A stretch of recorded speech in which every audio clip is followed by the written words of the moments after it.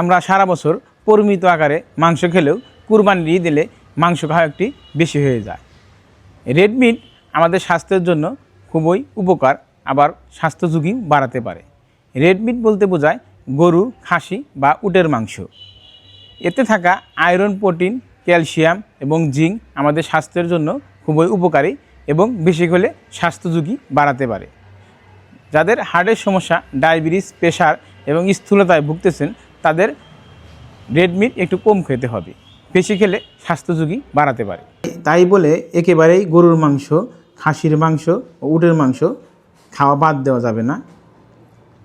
কিছু নিয়ম মেনে রেড মিট আমরা খেতে পারি। গরুর মাংসে রয়েছে প্রচুর পরিমাণে আমিষ, ভিটামিন এবং খনিজ উপাদান। রোগ প্রতিরোধ ক্ষমতা বাড়ায়, হাড় ও মাংসপেশি সুগঠিত করে, ত্বক, দাঁত, দৃষ্টিশক্তি ও স্মৃতিশক্তি বাড়াতে সাহায্য করে। গরুর মাংস শরীরে রক্ত স্বল্পতা দূর করে, শক্তি সঞ্চালন বৃদ্ধি করে, পাশাপাশি শরীরের বৃদ্ধি ও বুদ্ধি বাড়ায়। তবে এতে পুষ্টি থাকলেও অতিরিক্ত খেলে তাদের স্বাস্থ্য ঝুঁকি বাড়াতে পারে। গরুর মাংস রয়েছে প্রচুর পরিমাণে সোডিয়াম, যা রক্তের চাপ বাড়িয়ে দেয় এবং রক্তচাপ বৃদ্ধি করে হৃদরোগ ও কিডনি জটিলতায় ঝুঁকি বাড়িয়ে দেয়। গরুর মাংসে যে কোলেস্টেরল থাকে তা আমাদের শরীরের শিরায় জমে যায়। এতে রক্ত চলাচল বাধা সৃষ্টি করে। রক্ত চলাচল বাধা সৃষ্টির কারণে হার্টে অক্সিজেন সঞ্চালন করতে পারে না, সেজন্য আমাদের হার্ট অ্যাটাক হতে পারে।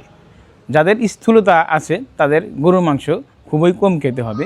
গরুর মাংস বেশি খেলে আমাদের হজমজনিত সমস্যা, কোষ্ঠকাঠিন্য সমস্যা এবং পাইলসের সমস্যা হতে পারে।